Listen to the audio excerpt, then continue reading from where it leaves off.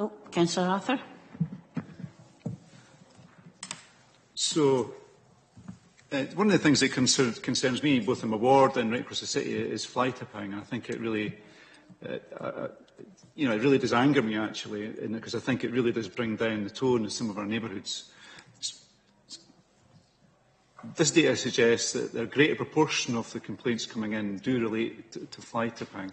I know that in my ward, our locality has been quite proactive in how it tries to deal with that. It's set up 3 points where people can bring along bulky household items they no longer want.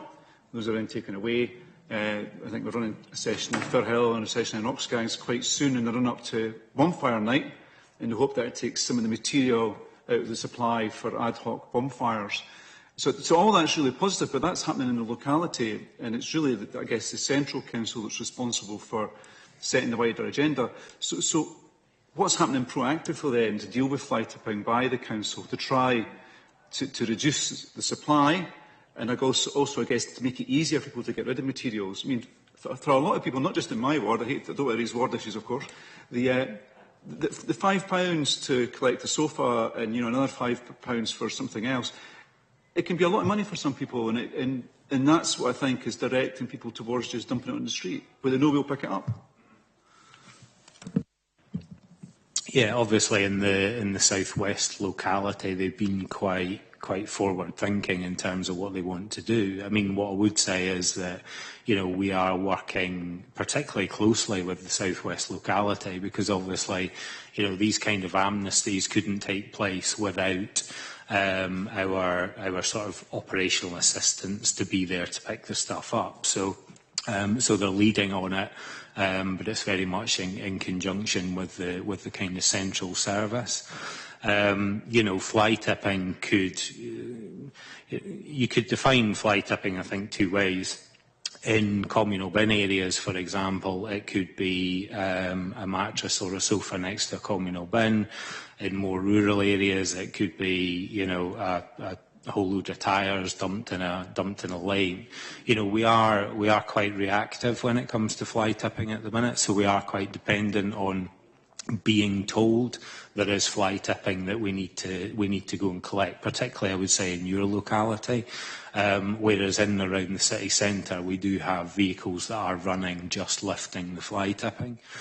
I think for me there is probably an opportunity to closer integrate the resources we have on fly tipping and bulky uplifts within cleansing, and the bulky uplifts that are booked, bulky uplifts that are run by waste collection.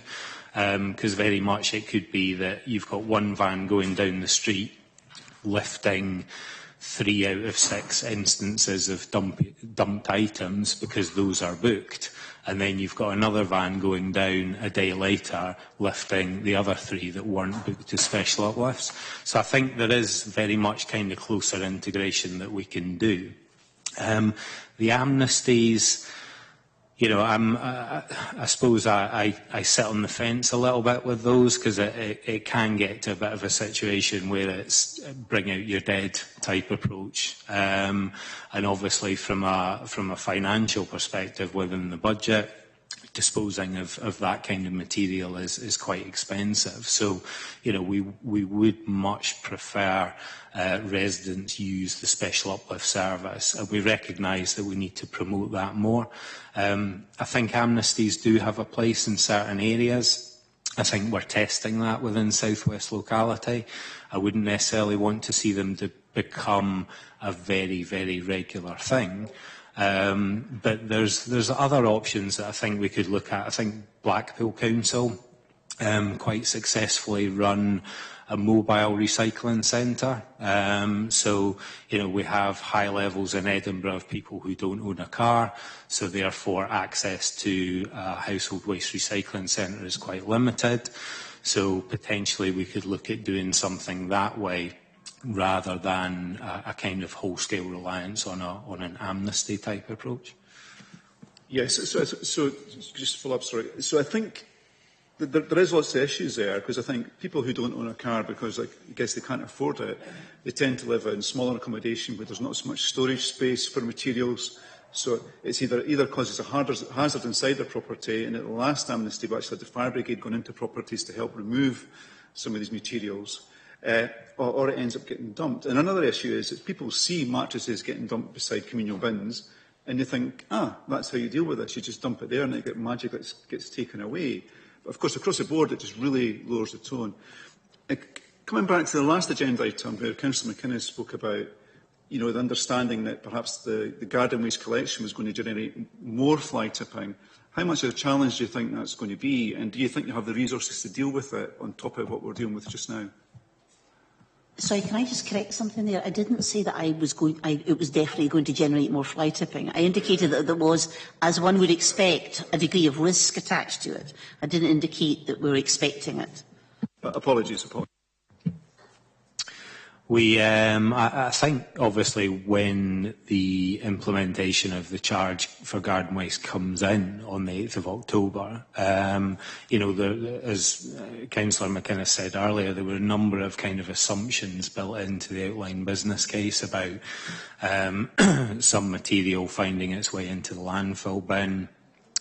Some of it may well be kind of ended up as fly tipping.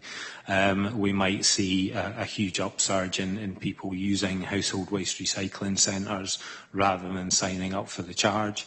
I'm quite confident that within the resources we've got, not solely within cleansing, but the ones we deploy within waste, so whether that's special uplift, bin deliveries, bin repairs, etc., we will be able to redirect those if it does become a bigger problem than we think it might.